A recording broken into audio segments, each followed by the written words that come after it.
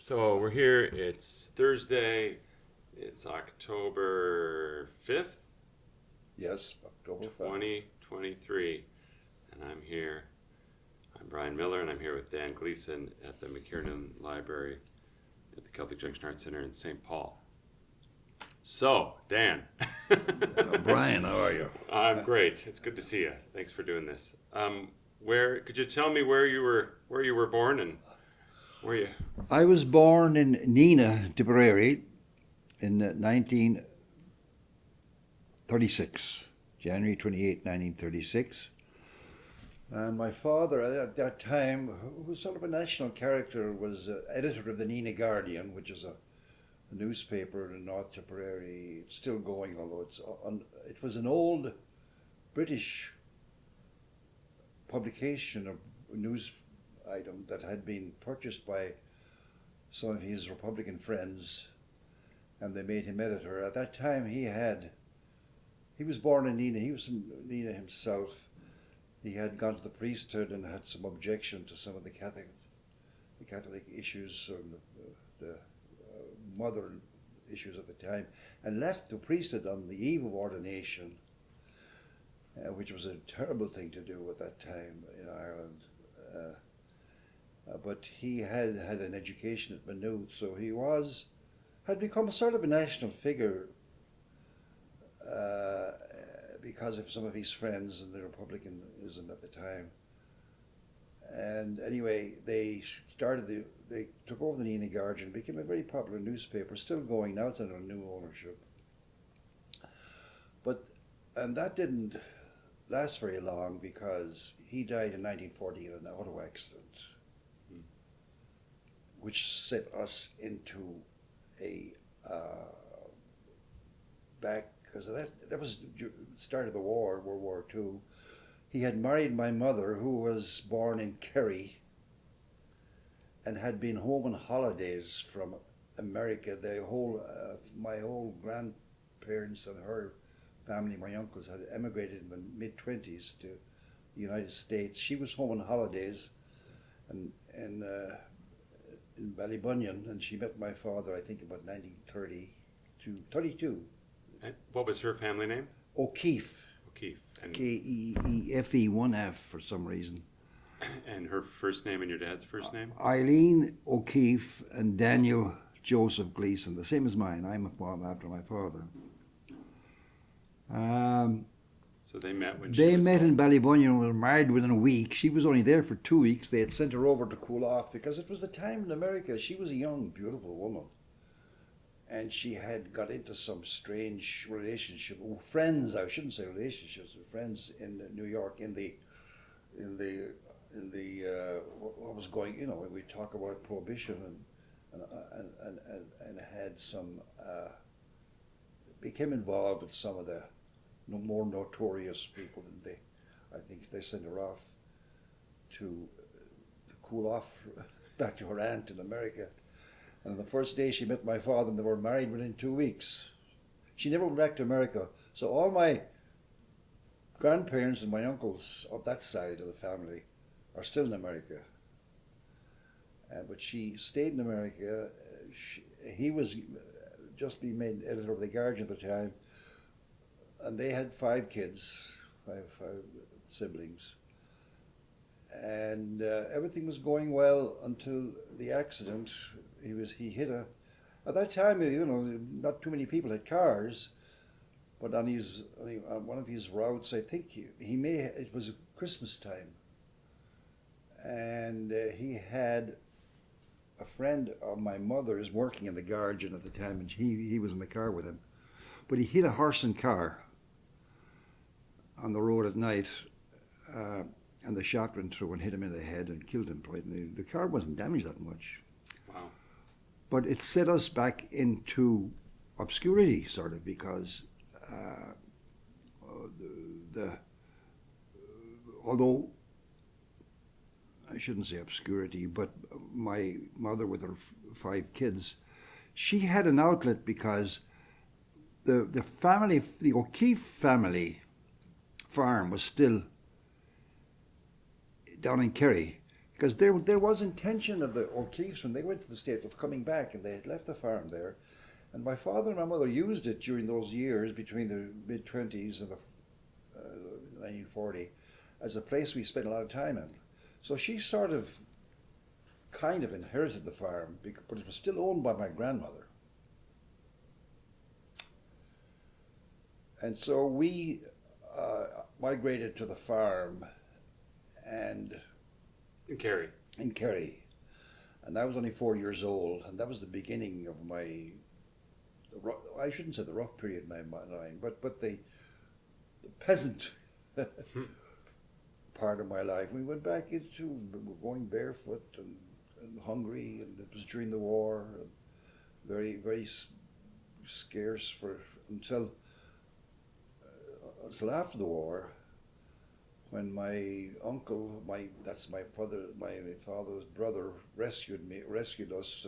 And we were all shipped out at different times to different uncles, but I was shipped out when I was 12 years old to go to Dublin because I had finished the national school in Brusna, in Kerry. Brusna is a little village in the Slieve area of Kerry, and we grew up with some great music. The house was a great music house and dancing.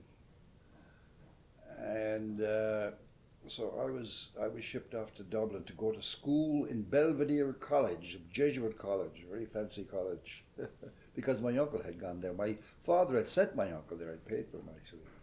But Belvedere was a very sort of select college, and it was hard to get in there. But I would get in there because of connections. My father had become sort of a national hero before he died.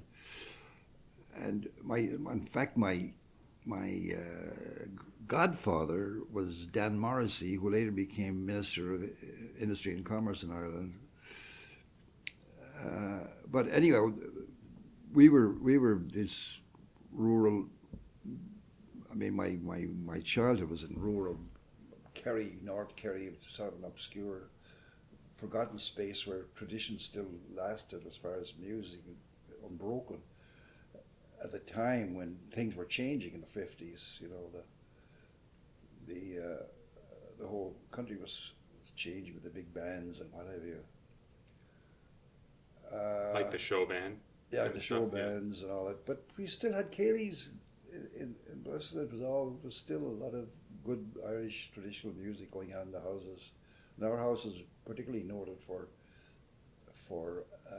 having music and Dances in the house. Dances in the house. Set dancing in the house.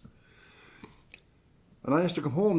My mother had insisted I come home for the holidays each time, Christmas and summer. Although they tried not to let me go because I was going back into obscurity.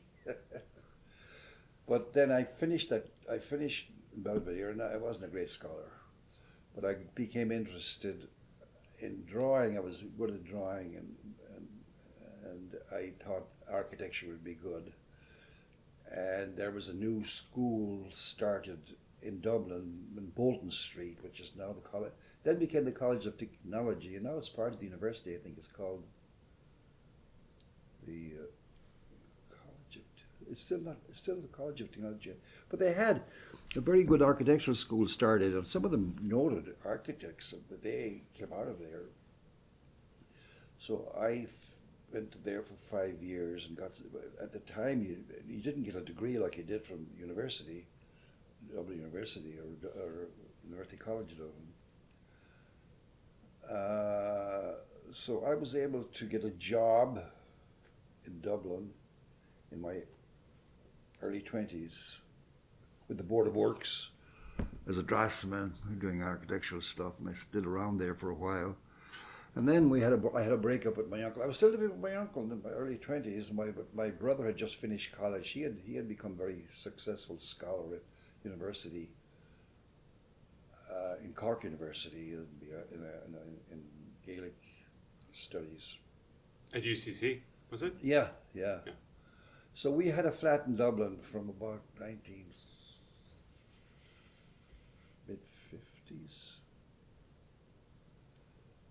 And I had worked, first of all, I worked for the Board of Works, and then for up at Phoenix Park and at the, what bar Barracks, was it? Where they had their central office for looking after all the architectural needs of the Irish military army. McKee Barracks, an old British barracks, beautiful building. And until I got tired of that, and I wanted to wander get out a little bit my own, so I went. A friend of mine I had met a year ahead of me in Belvedere. He was working in Manchester, and he told me he could get me a job in Manchester. Went to Manchester for about a year. Then I went to London for a couple of years and worked there and met my wife, my American wife there, as a young architect. And I still hadn't become a professional or qualified or whatever licensed. It was different then as it is now here. What's your wife's name? Beverly Jo Isbranson. She was of Danish stock. But her mother's side of the family was Irish. And where was she from? She was from Nebraska, or Nebraska, little town. I thought great things happened in America, but I say that because I was going to go. My next thing would be to. I got married in London, and we only stayed there after married for about a year because she wanted to go back. She had been doing nursing in London for about 5 years. She wanted to go home, and I wanted to see America, and I wanted to see my family, or my other part of the family I'd met, but I'd never. The O'Keeffes. The O'Keeffes. So we went off, and we got a boat. We actually got Isbranson was a shipping line, still is a shipping line. We got a free ride to America, and we were the only passengers on a freight boat, which came in at Baltimore. And I always remember my first sight of America was getting off a freight boat in Baltimore, and would muck up to my knees. I said, "This is America." And then we had to go through this area of Baltimore, which was all black. And I said, "What the hell is going on?" And then we got on the train and went up, and we stayed for about a few months. It was over the Christmas time and into January with my uncles in New York. I stayed with my aunt in New York. She was still, we hadn't any money, and she was still trying to get to Ore to see her folks. So we were able to get a car. We fixed up a car that my uncle had abandoned and drove to Ore, Nebraska, and that was another revelation. You know, I always thought of America being, especially small towns in the Midwest, being sort of way ahead of everything else. But there, it was like going back home to Kerry. Yeah. So, and then I got a job there in Omaha, Nebraska, which is about, Ord is in the middle of Nebraska, in the middle of the not in the middle of the sandhills, but the edge of the sandhills of Nebraska. And I love Nebraska. And I stayed in Omaha for about almost 5 years. Then got restless again. Meantime, we've had 4 kids. Well, 5 kids in Nebraska. 5 of them were born in Nebraska. The other one was born out here in Minnesota. The last one, Fiona. But after Omaha, it was in the between. I thought I got restless again. We went out to California for about a year and a half. And I had a job in San Francisco with a very important firm out there. I got some great experience. And then the company back in Omaha wanted me to come back, so I came back for a couple of years there, and then I stayed there, and we got another little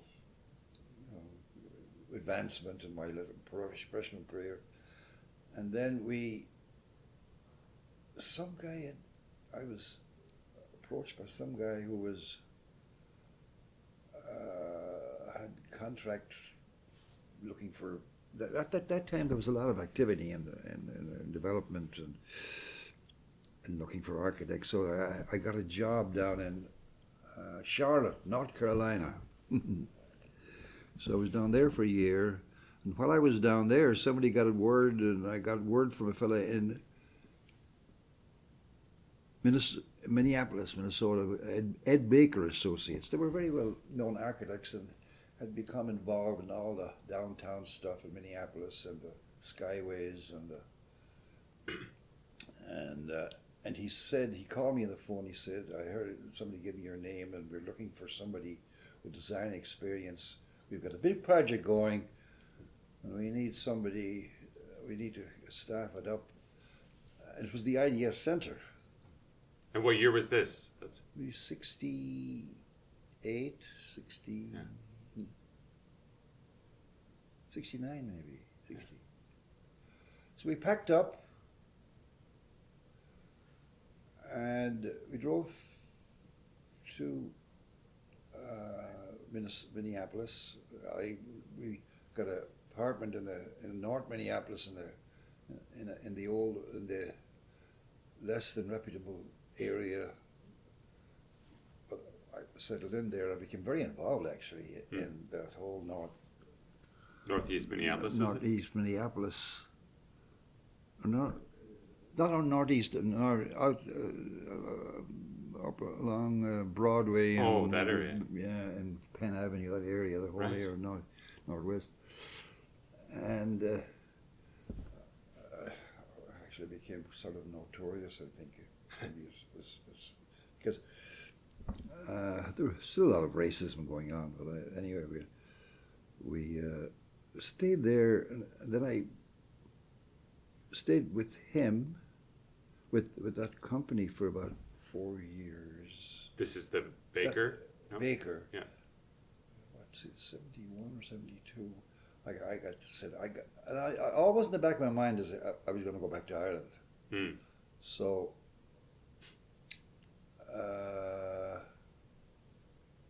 and at the same time, we had our last child there, the sixth child, So we packed up and went back to Ireland. And I got a job in Limerick. And this was because the IDS 70, opened in 73, so it was before the... before it opened, yeah, it was Before it still under opened. construction. Yeah. And I got a job in Limerick. I only stayed there because my wife got very restless.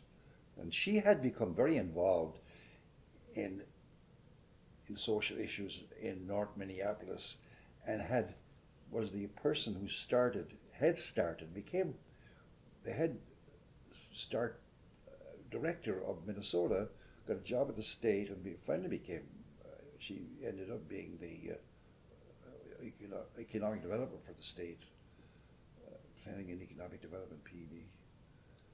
She was director of that, as appointed by the governor, Purpich? Yeah, Purpich at the time.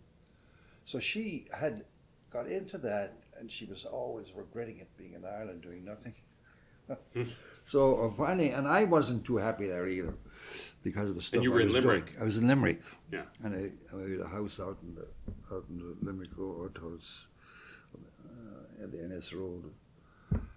And so we packed up, and we came back to Baker. And this is like... This is because he was actually, I had been back and forth a couple of times. While I was there on different projects, he'd fly me over. One of the flights I remember actually was, I should remember this, but was the first time they flew the B-747 was the first flight of 747. I was the only passenger on board. So easily got me. And it was an experimental flight. Anyway, I always remember that flight, going back to Minneapolis. And so I went back to Baker, and I stayed there for another 3-4 years. So were you only in Ireland like a became year a or partner. two? Became a partner Oh, yeah. then. I was only in Ireland for a year or two. I was looking for a house. Anyway, I got it out of my system of going back, and it didn't work. So I was happy that I would have always regretted for the rest of my life if I hadn't done that. So I did it, and it didn't work, and that was it. And then I went back to the same company, became a partner. And then about 1974, we had a sort of a disagreement with my partner, Baker. And I opened my own office on Grand Avenue in St. Paul. And bought a house. I had actually bought the house before I bought it, out in Woodbury. I lived in that house in Woodbury for about 40 years almost, Yeah. until recently. But then my first office was over O'Connell's Bar on Grand Avenue. Wow. And I never knew O'Connell. I never knew that St. Paul was Irish. Right. And I always remember the week I moved in there, there was this big commotion. I came into the office as usual about 8 o'clock. There was a big commotion downstairs in O'Connell's. And I wondered what the hell was going on. And after a while it got so loud, and so I went down, and because the stairs from my office upstairs came down just beside the entrance to O'Connell's. And it was March, it was actually the 17th of March, St. Patrick's Day. And I didn't realize that there was this big celebration going on. They started in the morning. And I came down, I looked around, and as I looked down the road, some guy came out, O'Connell's, and went, vomiting green beer out on the snow. I said, what the hell's going on? But anyway, and then a guy came to me. It was the same week, I think, and I had a big write up on a local. I should show it to you maybe. I don't have it. I don't know where it is now. Oh yeah. On the local St. Paul Pioneer Press, but yeah, about this architect moving to St. Paul and opening an office thing. And it was a big. I couldn't believe it was done by. Remember Sean Kelly? Yeah, Sean T. Kelly. Sean T. Kelly, yeah. He got a big article on me, and it was a centre page article on me about this Irish architect moving to St. Paul. Do you remember what year this was? That year? Anyway, it'd be fun to look up the article. Yeah, I think I looked for it. I know I put it somewhere. Sure, yeah. But the other thing I claim credit for was starting Grand Old Days. Really? Grand Avenue at the time was still coming out of its look of a used car dealership stuff, and even though O'Connell's was always, and the old man, they were still there. The old man O'Connell, the two brothers were helping at the bar. Of course, it collapsed later.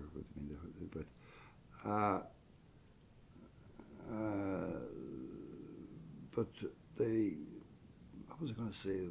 The Grand Old Days? The Grand Old Days, yeah. I became friendly with some of the local businesses, and one in particular, what was her name? She was head of her husband was head of the school. Bill.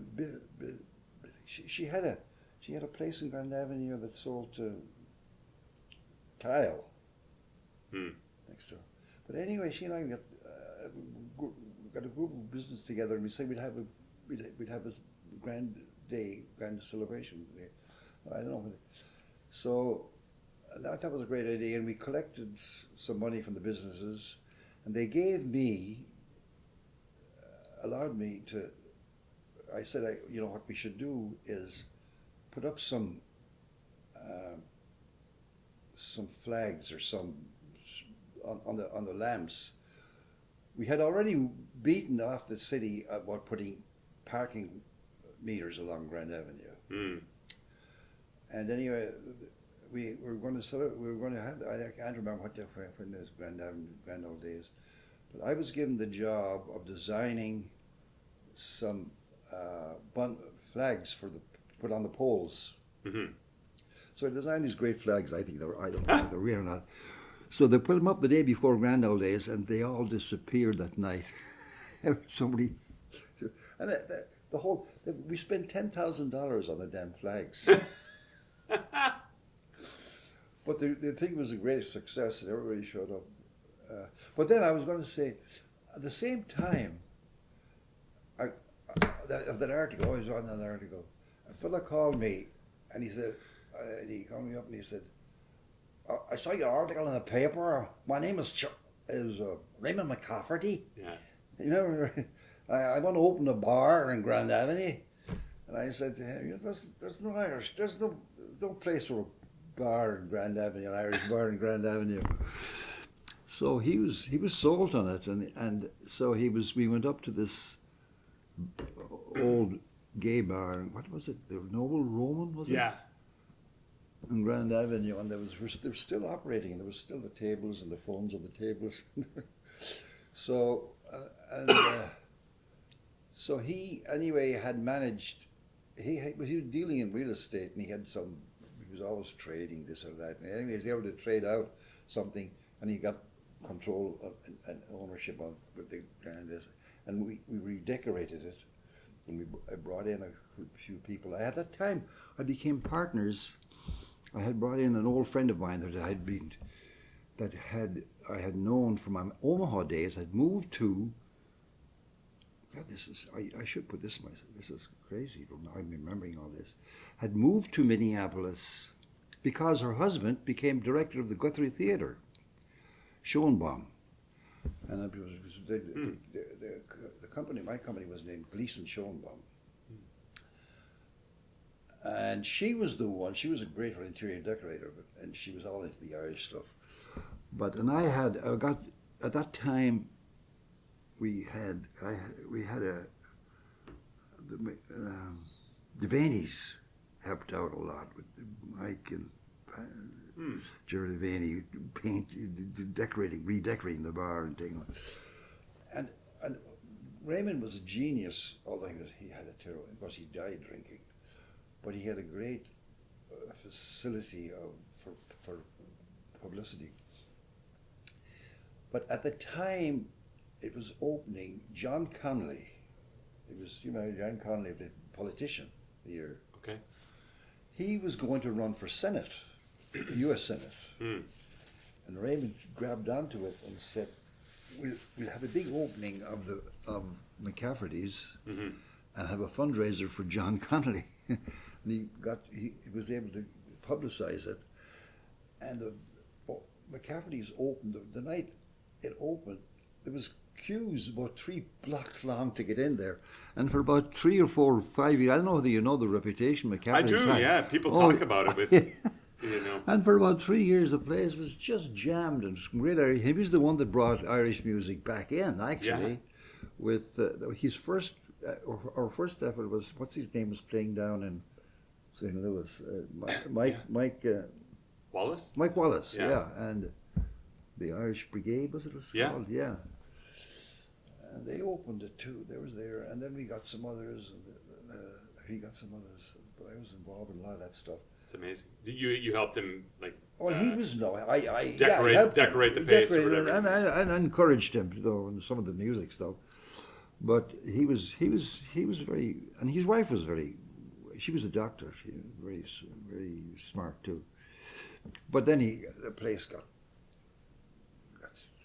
so, he became so obsessed with the drink. Then he bought a place downtown, St. Pauli, another Irish bar, and that didn't go very well. He'd call me and he wanted me to go out to see some place he wanted to buy. He was still interested in real estate. All he did was wanted me to bring me in pubs because he couldn't drive anymore. Right. And then Tom Foster and a couple of others bought the bar out, and they tried to run it for a while, and they were after he passed away. Yeah. After Raymond passed away. Yeah. But she sold it to them, and that's well.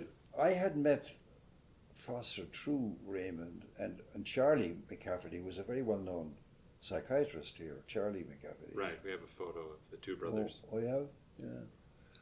And I became very friendly with I was very close to Charlie too. We used to go sailing, everything together. But what happened to me after that? So this is, I mean, This is the Raymond 70s. died in early 80s, I think, or 81 or 82, or a little later, maybe yeah, 84. about 84 or something like that. And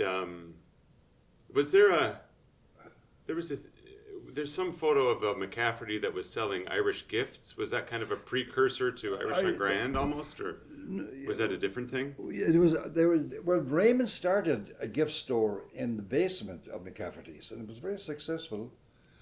And he had a couple of Irish girls working down there. One of them was a great dancer. What's her name? She's back in Ireland now. And then Barbara Dale worked there. And Coleman's wife worked there. Coleman, he had divorced. Nick?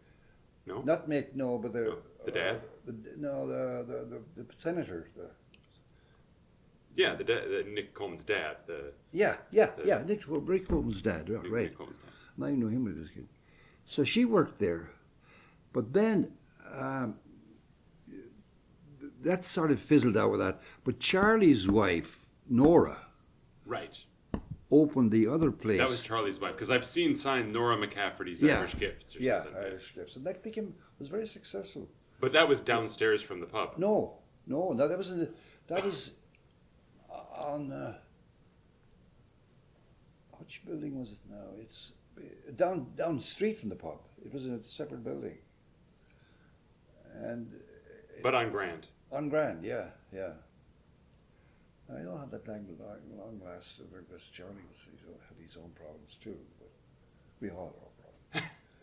But I mean, that would be the late 80s then, wouldn't it? by then we're getting up to the Na Fianna kind of time almost, right? Yeah, that's right. Na Fianna. And I had, because actually McKinnon started at McCafferty's. That's where we sort of got together. And the leading light of that was a fellow from the Stole.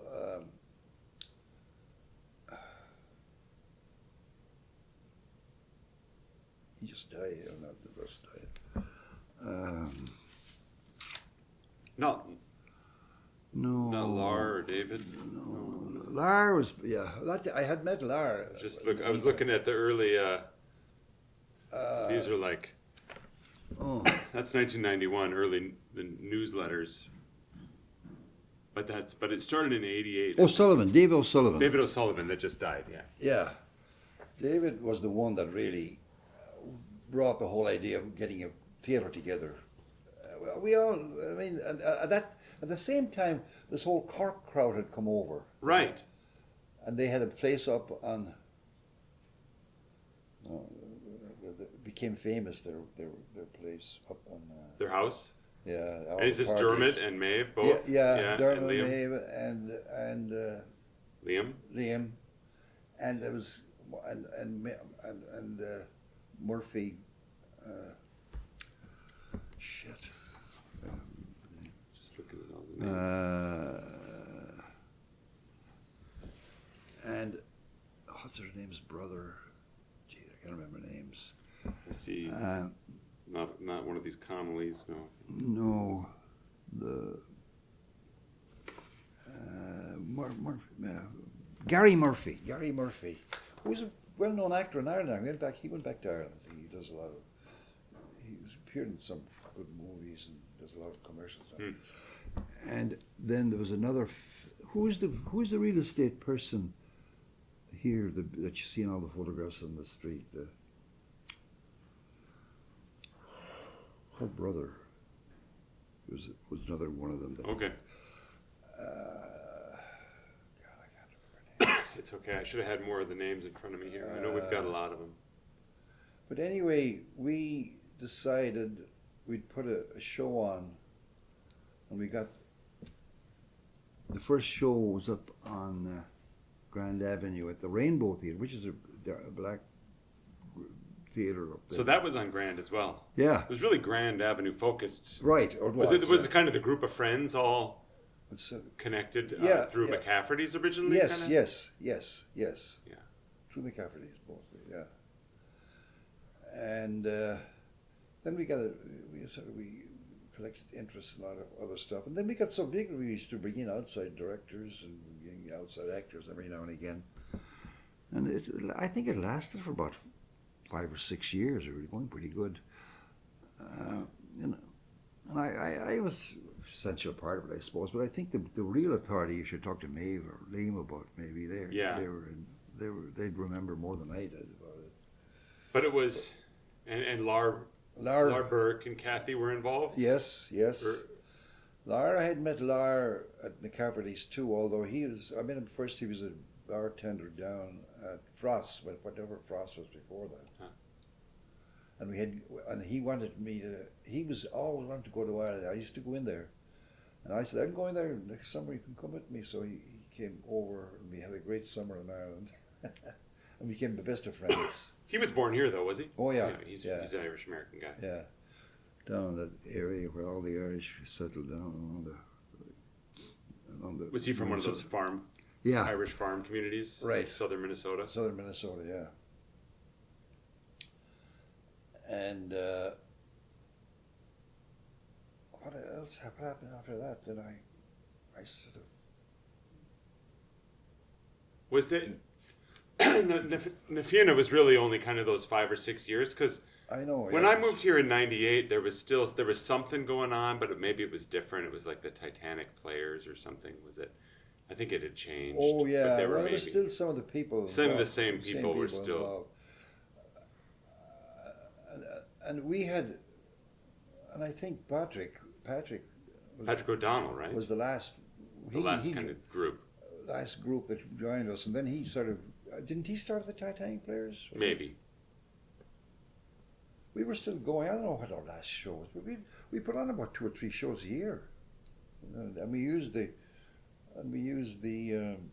Landmark Center as our sort of base. Right. And we became very friendly with the manager down there, and he married one of our group and died recently. But that ended up about what, the mid-90s maybe? It seems like.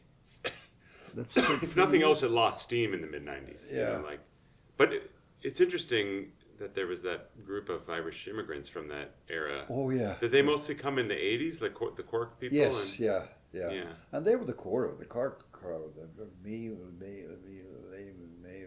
her associates. And I didn't have any. Did you have experience acting before that? Well, I did a lot of stuff in Dublin, in Belvedere. I used to be big in the Gilbert and Sullivan stuff, but not really. But my father was big in acting. He was very big with the Abbey Theatre. Really? You know, in the 30s. He lived in Dublin at one point, or well, or he came in from Nina. Came in from Nina, but he knew all the original founders and the original very friendly with them, and spent a lot of time up there. In fact, because he lived in Dublin for a while. And was he involved in politics directly? You said he was kind of a... Not really directly. He never ran for office, but he was very influential in that whole area as far as politics. And I'm not sure exactly what his politics were, because it was you still kept a little bit. There was still a lot of IRA activity. You know, there was a lot of. Yeah. And he wasn't for violence, but there was. I mean, I remember the IRA marches up and down to different during the war and all. Yeah. And I had a cousin who was a notorious IRA man. His name was Dan Gleeson. He was an But after that, I sort of settled into married, or at least family life out in Woodbury. After Na Fianna. Yeah. After Na Fianna. I mean, I still kept contact with it, and we all sort of got into family situations. It was great to see you guys starting up. Yeah, you really when you look at the history of a community, I think you see the waves and the ebbs and Yeah, flows. yeah. And you see the effect of kids. Oh yeah, yeah. It was the Oh, same with talking to Marty's friends that did the Irish American Club in the 50s, and then it kind of trailed off in the yeah, that was kind of fun. trailed off in the 60s, and I, if you ask them why it trailed off, well, we all had kids. we We all had kids. Yeah, we were all Oh, busy. Oh yeah, I was But did you? So I mean, you were focused on your family. Did you still have your office in No, that same spot in Grand? no. I moved downtown, had an office. I became a partner. I had some dealings with another architect, and we formed a partnership. It was Lilyholm, Young, and Gleeson. Then Lilyholm was an ex-hockey player who would be an architect, and he was a developer. And he was involved in all the lower town development, and I got into that big time. That was my life in the 90s and the 80s, or in the 90s and the early part 2000s. Of the 2000s. Was that development in Lower Town, which has been development. such a focus for St. Paul for a Oh while. yeah. And we did a lot of the stuff down there, geez, I think about it. I still getting, and then my other big connection was, because of that hockey connection, was with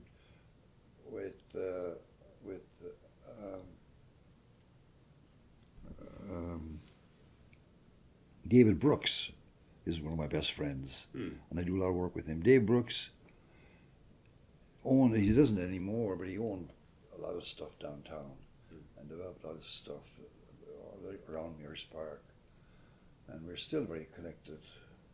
So he was another big connection of mine here during the early 20s and into the present time.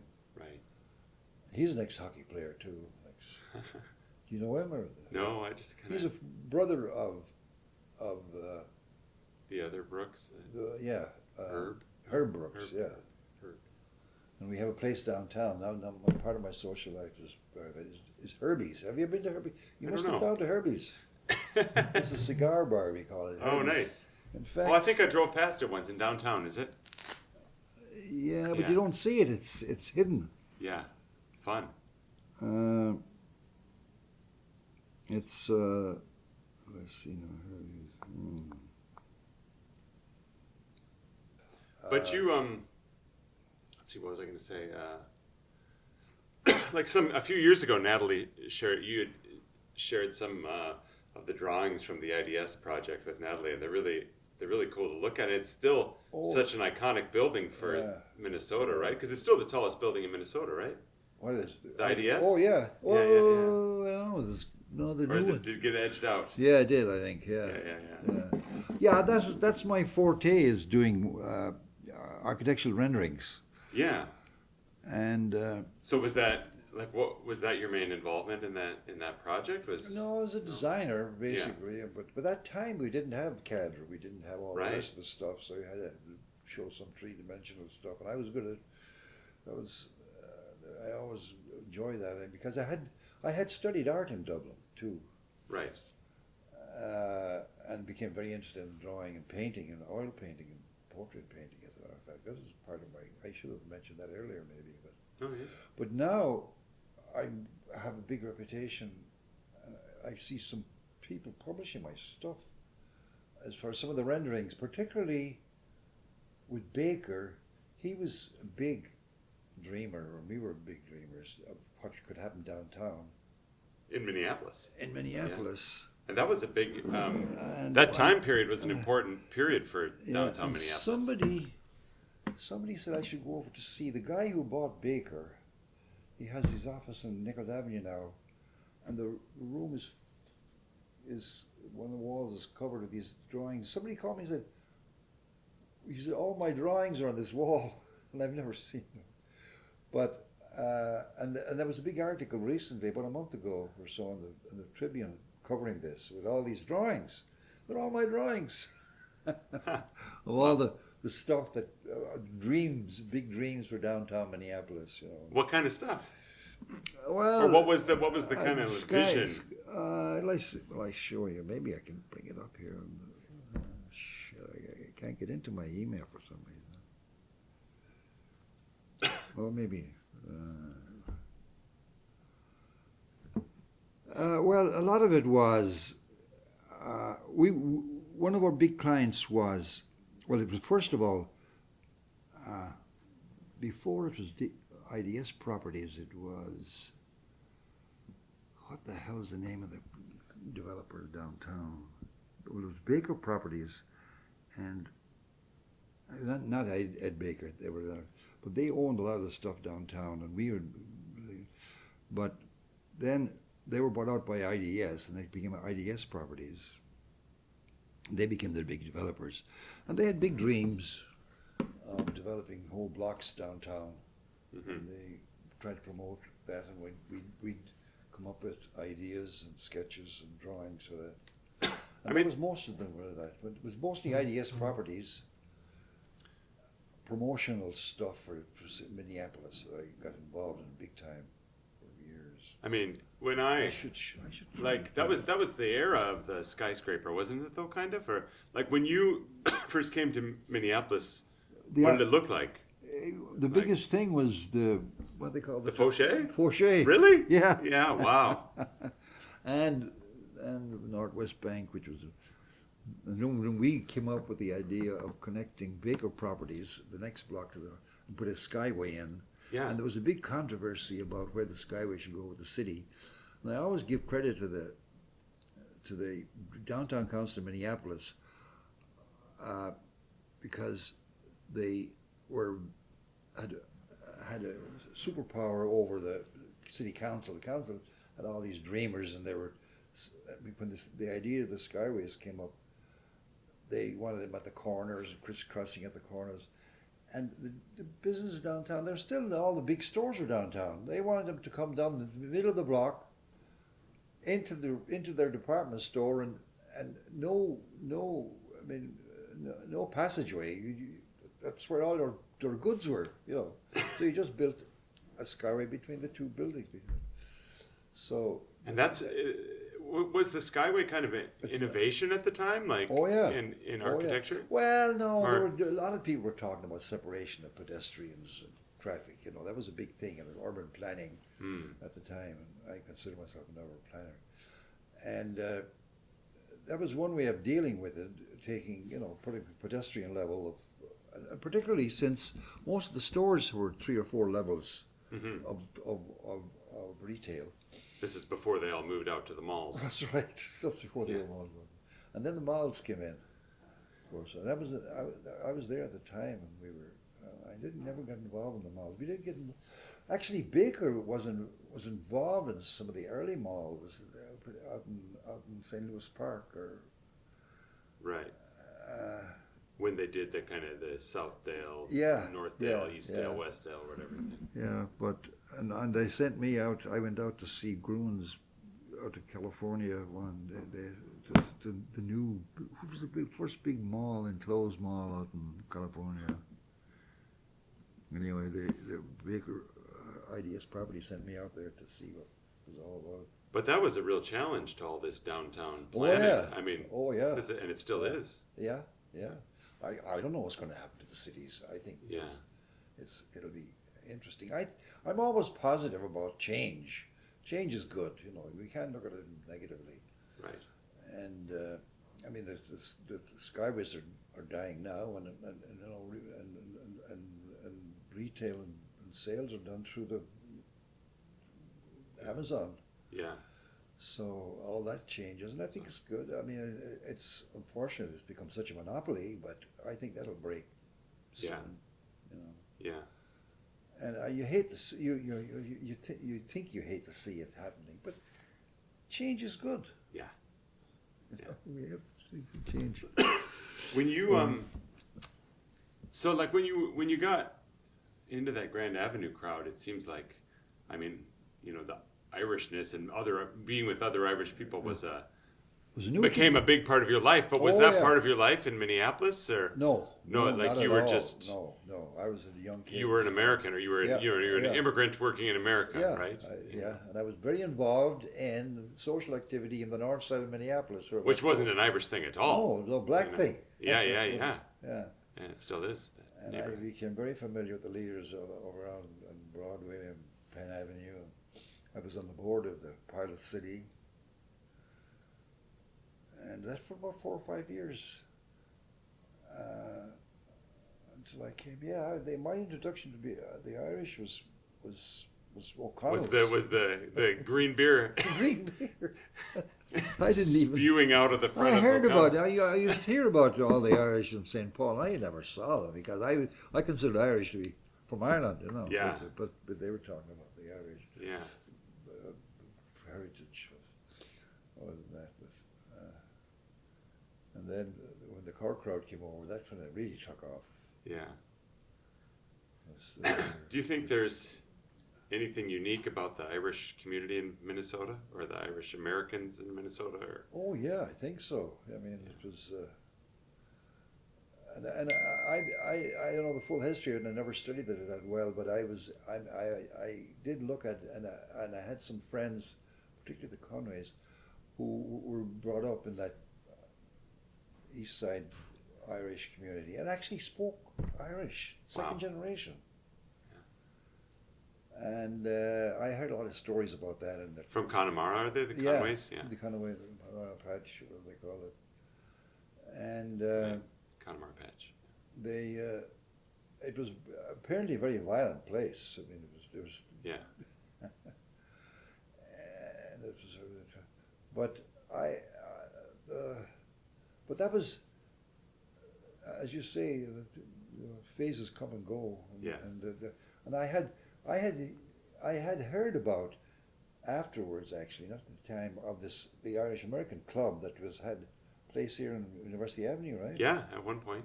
At one point. And the layovers from that. I mean, I got to know Marty very well, and he was and his brother who was big in it. What was his name? Mike. Mike, yeah, Mike. And he was part of the old McCafferty crowd too. We used to have good times there. Mike was still around in those days. Yeah, he was. Yeah, and he was very much revered as the leader of the. Really? Yeah. Did you meet the Scanlons then when they started coming over? Oh yeah, not when they came over. Yeah, one of my best friends was Tom. Yeah. And when did I meet them first?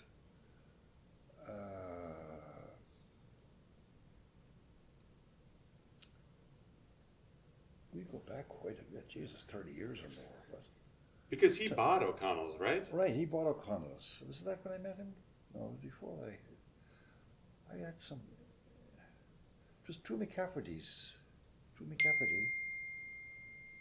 And then I got to know his brothers. But Tom and I connected way back. Yeah. And I worked in them getting refurbishing O'Connell's, and then the Dubliner.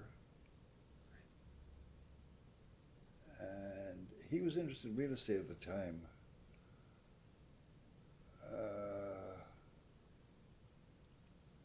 And Dennis is not doing too well now. He was a big sort of real estate. He's still around. Yeah, he's still around. I met Henry once before he passed away. Yeah, did you? Oh yeah, Henry was something else. Yeah. And then there was John, who was. I never knew the sisters. They're here too, but they all came over because their uncle was here. I think that was in the. They came over before me even. I don't. No, it was. Wouldn't have been too much before you, I don't think. Maybe. No, it was that. Because I came here in beginning in '62. You came to The States. Omaha? Omaha, yeah. In '62. I started work in Lincoln, Nebraska. What about some of these other characters like Emmett McCarthy or Andy Oh, Vaughn? yeah. Did you know Jesus, those guys? Oh yeah, we were good drinking friends. Yeah. Well, yeah. McCafferty's was an establishment that was It meant so much to so many different people too, like because Oh yeah. like the younger Andy Vaughan and I were very close, and so was Emmett McCarthy. Emmett McCarthy. McCarthy. Yeah. Yeah. They sound like they were characters. Oh yeah. Emmett was something else. Yeah. Did you ever see him play his saxophone? Oh, We yeah. have these pictures of him playing saxophone. Yeah. Saxophone and pipe. Well, And pipes, yeah. Well, he was pipe major for Yeah, the pipe band, and he played a bit of pipes, I think. and leader. Yeah, with the staff. Yeah. Did you ever meet any of these? But Andy was something else. Andy, yeah. Andy actually and my family go back a long way. Because Andy's family come from Clare, Right. and they had a pub, a hotel, where my father and his buddies used to go drinking, and the family and my father became very attached, or close, and Andy remembers it. And his brother, I met his brother a couple of times too. But Andy came here and he was I met him first when he was trying to Andy tried everything, tried real estate. And then McCafferty gave him a job as a bartender, and he just drank and stole. It was something else. Yeah. Wasn't the right. And I went to his funeral. I was the only one there. He lost a lot of friends. Yeah, that's too bad. Who else did you mention? There was that time. There was. A lot of people mention those two guys, and then I mean, I know the name. Of course, I'm interested in music, so like these older musicians like Mike Nash and Mike Hughes and Dominic Caulfield. I don't know if you remember any of those. I do remember. Not well. The ones that I remember. Or Paddy Hill. Paddy Hill, yeah. He was. I didn't know him, but I knew him. Yeah. I didn't see the song played. But I was It was a little bit after their time. Right, they were all your parents' generation, kind of. Yeah, my introduction was with Mike Wallace and that crowd. Right, and then the Yates and the bar music sort of. So you would have seen the kind of the evolution of the pubs from the 70s up through today, like O'Connell's and McCafferty's, and then when things kind of moved to the halftime rec, sort of. Right. Oh yeah, the halftime rec was a big. That's right. It was a big gathering.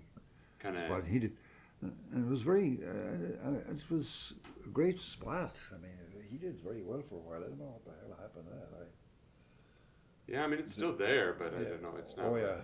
And Mike Wallace plays up there. Sure, he does, yeah. And like Dingley's foray into pub ownership, whatever, Irish Well, right? Yeah. And Tom Scanlon? No. No, Dingley's partner, or my old buddy, he died recently. But him and Dingley were the ones that opened Irish Well. Yeah.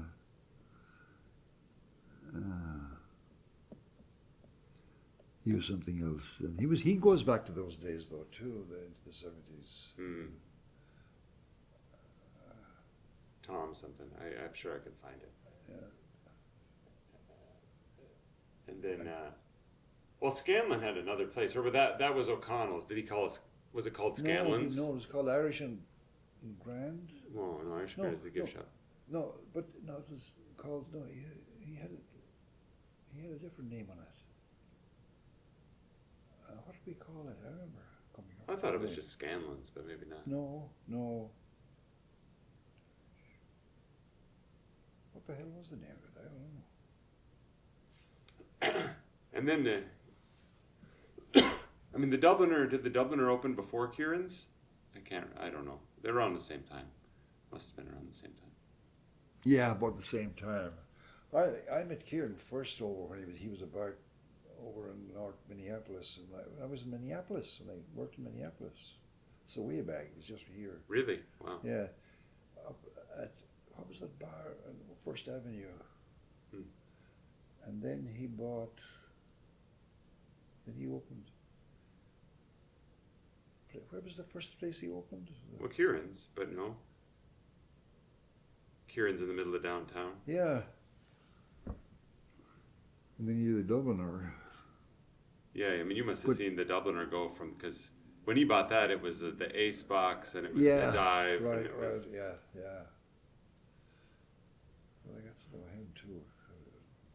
Still know him very well. Yeah. Great character.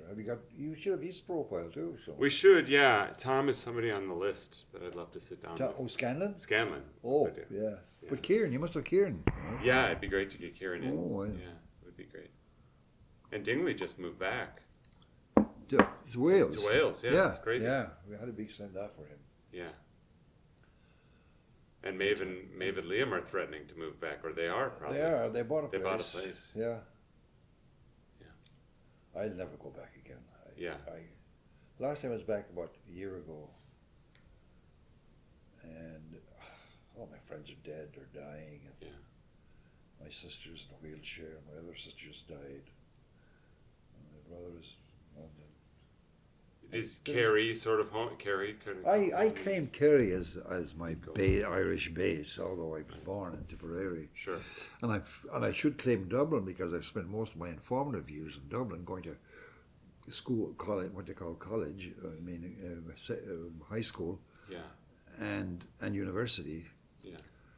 Which is what 12 years, which is about half my life there. Up to that time. So, and I'm very familiar with Dublin. I love Dublin, but I don't like it every time I go back to Dublin, I just can't get out of it fast enough. Yeah. For some reason, it was such a vital place. Yeah. My rugby was my big game. I played. I was going to ask if you had a sport. Yeah. I played for Bel. I never was any good at it much. I mean, never get to the high ranks, but I did play some important games. Yeah. Did you ever play over here? No. Never. I taught soccer in high school up in Woodbury. Oh, you did? Yeah. I brought in soccer. That's great. But I never played soccer. Well, we used to play it. I know about it. I used to go to the Alien Park every now and again. What about back?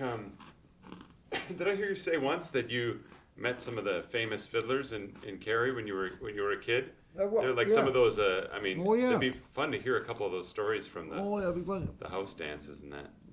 Well, my mother remarried after my father very early, since she was sort of shunned by her family over doing it. She married a fellow called Paddy Welsh, and she was back on the farm.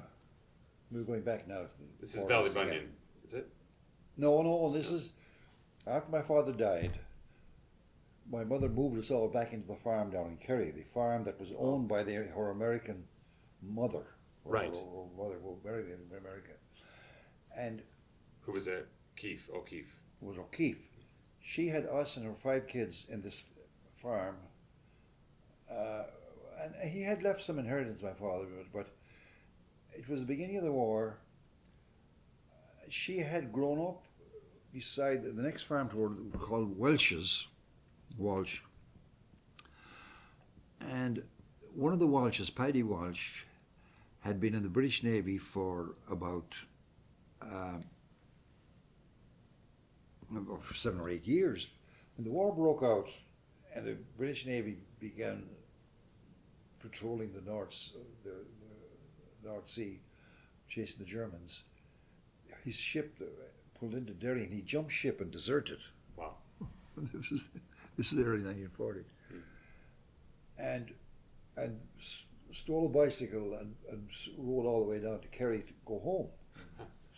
And it was only about a few weeks after my father died. My father died. Anyway, they were childhood friends and they became sweethearts right away and were married within a couple of weeks. My mother remarried in about, I think, a couple of months after my father died. She was that type of woman, a beautiful looking woman. And he was a successful farmer in a way, but not very nice guy.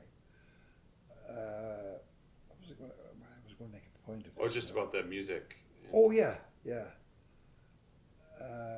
But anyway, my mother always wanted me to learn some fiddle or melodeon or something. But and one of the people who used to come around was Patrick O'Keefe. Amazing. But on the other thing, we always had a servant girl. My father, worked in the farm, Mm-hmm. and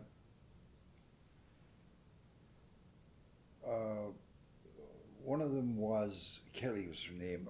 She was Dennis Murphy's first cousin. Wow. And Sheila, what's the sister's name? Julia? Julia, Julie Clifford. Clifford, yeah.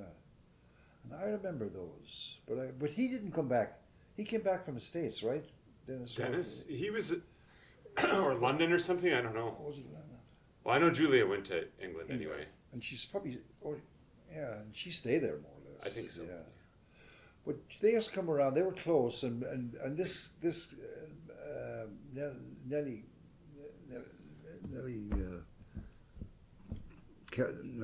Nari Kelly was to call her, was a great dancer, and she used to bring me to all the Cayleys, the servant girl.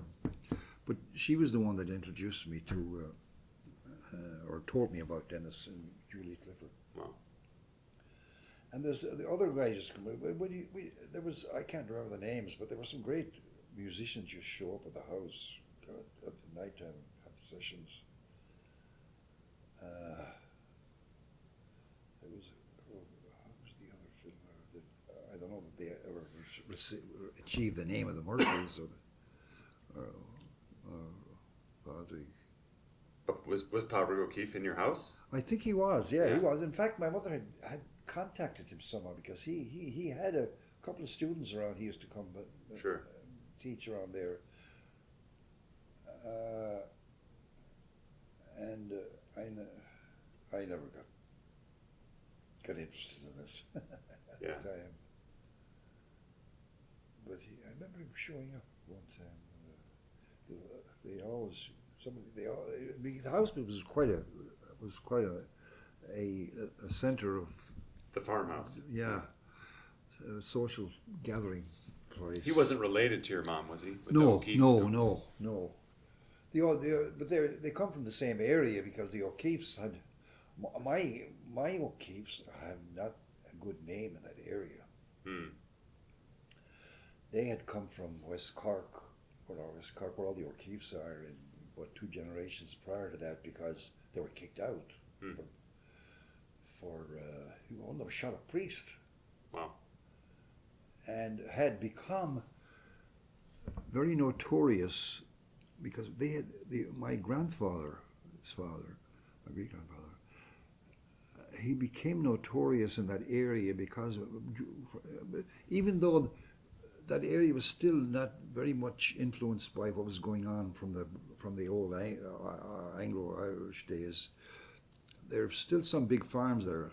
Mm. But when the land distribution and the new land acts came in the late 1800s, the O'Keefes were smart enough. One of them, and they were notoriously smart because they still talk about it as far as helping people out legally. Mm. But they were able to accumulate huge amounts of land through this new land grants. Mm. And they grew up in our farm. Originally it was about 300 acres, the O'Keefe farm. But they split it up between my grandfather and his 2 brothers. And I grew up with them actually. That the other Frank O'Keefe, Mick O'Keefe, Frank O'Keefe, and then actually a woman, Joan O'Keefe. That was the original O'Keefe farm, and they were not liked because of this dominance they had in history and their superior attitudes. I think were not very well taken, and I think they also had a little. They were more politically inclined to be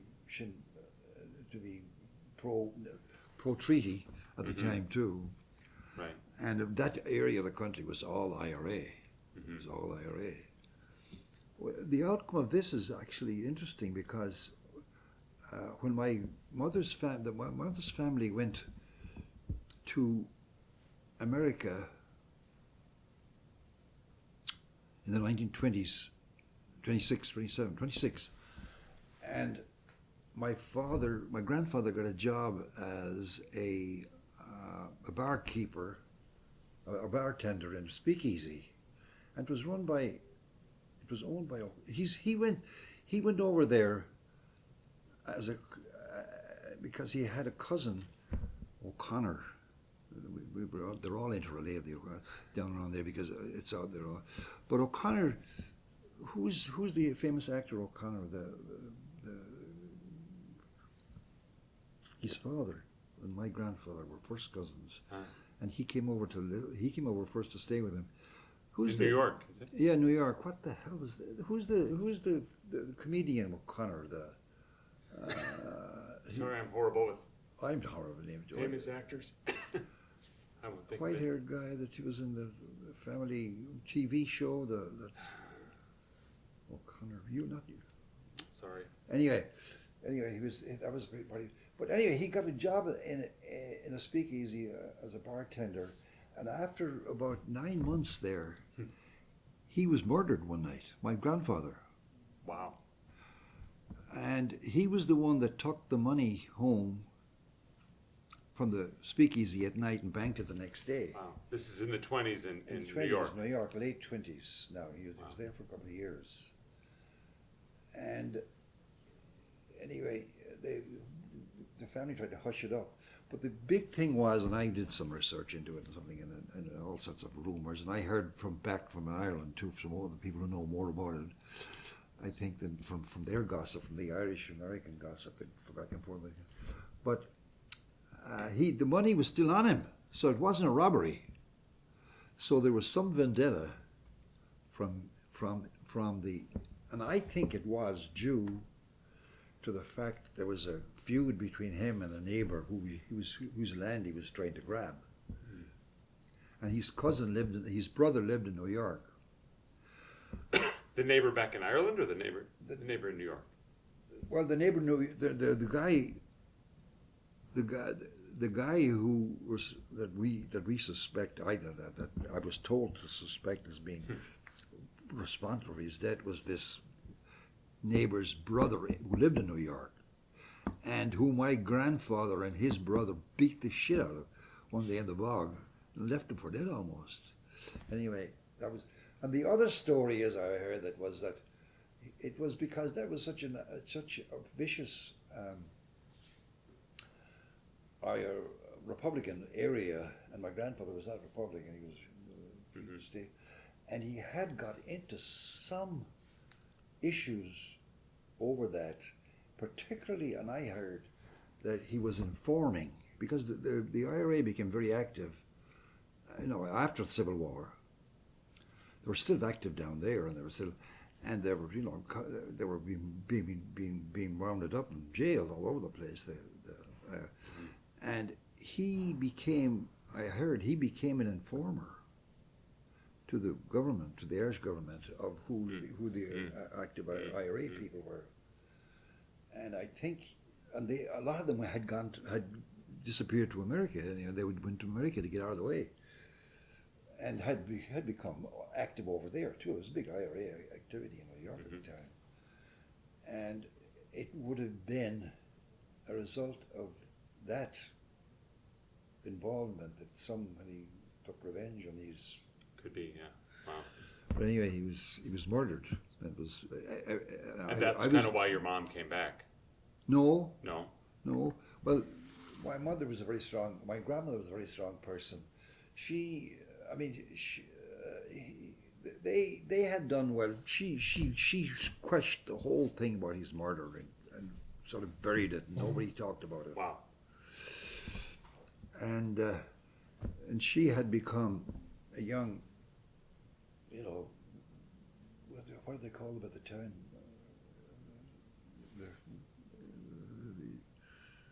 In New York, the young ladies, with their short skirts and their Flappers.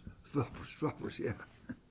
And I think the other thing was my grandmother was fairly religious, and she used the excuse. The International Eucharistic Congress was happening in Ireland at the time.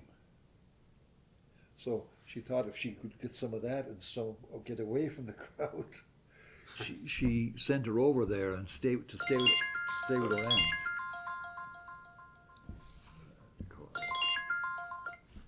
John, can I call you back?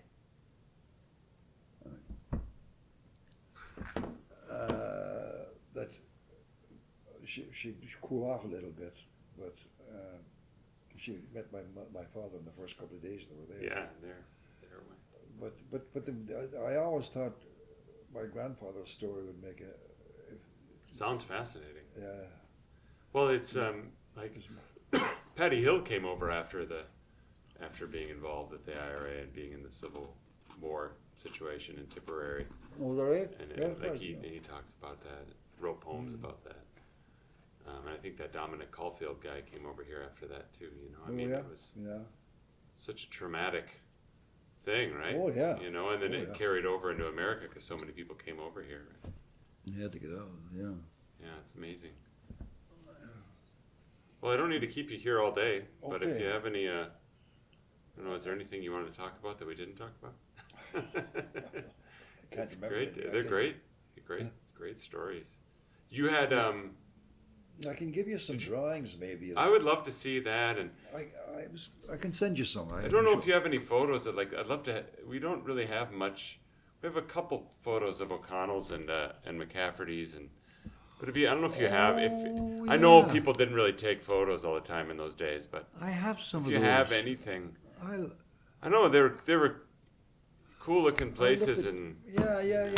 I have some photographs of that. I found an article on O'Connell's when it opened, McCafferty's when it opened, a picture of Raymond in the bar with the big, kind of big portraits behind him, and. One of my other little stories about McCafferty's is that I designed and got a friend of mine to make this beautiful sign, McCafferty's, to go up on the front wall. It was a brick wall. It was an old stone wall then. Yeah. McCafferty's, and I have a photograph of that. But 2 days somebody stole it. Oh no! Nice. Then. And the extension of that story is I was at a party. Where was it? In somebody's basement, and I saw the sign. There it was. There it was. One sign on the wall. Gosh. There's all kinds of stories with the Irish American Club of flag stealing, like people stealing the Irish flag on St. Patrick's Day. And Yeah. You know? Yeah, I can imagine. Yeah. Hijinks. Yeah. Did any of your siblings come to America? Oh yeah, I have a sister here in the Twin Cities. Yeah, and she came over before me actually, and married an American guy. She came in the late 50s, and my youngest sister. And just happened to end up here. Yeah, I think it was basically because maybe because I was here, but her. Oh, you were here, yeah. And what's her name? Mary Cruiser, Mary Gleeson Cruiser, they call her. And what's her name now? And she comes here quite a bit. And then I have a brother, Terry, my oldest brother. He came to the States, married an Irish American girl. Actually, my O'Keefe uncle in New York, Jimmy, married a girl from Dingle, outside Dingle. And her sister was here too, but my brother married her sister's daughter. When he came to the States, he had a very good job in the Irish government for years. He came over actually after me. Because they were married in 63 or something like that. I don't know, 60. No, about the same time. And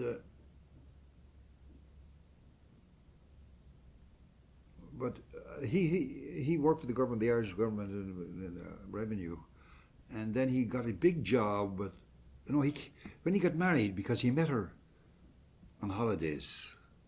When he came over here, he used to go back and forth to the States on Irish government business, and he met her here, and they were married, and then he moved here, went to the college, went to school in New York, and got his master's degree in law. Became a lawyer. Didn't practice law, but got a big job at 3M, or not 3M, but IBM. IBM. And they sent him to Paris to run their office in Europe. So he was there for about 12 years, and his one sibling or one daughter was brought up there. She lives here now, actually. His daughter in St. Paul. But he spent a lot of his professional life in Paris, and then came back and worked for IBM and continued on to IBM until he retired. And he's now, he has a place. His wife died. He married a girl from Mayo that was head of the Irish tourist business, the big Irish tourist. And they have a place in Mayo, and that's where he spends most of his time. Yeah. But he lives in Florida.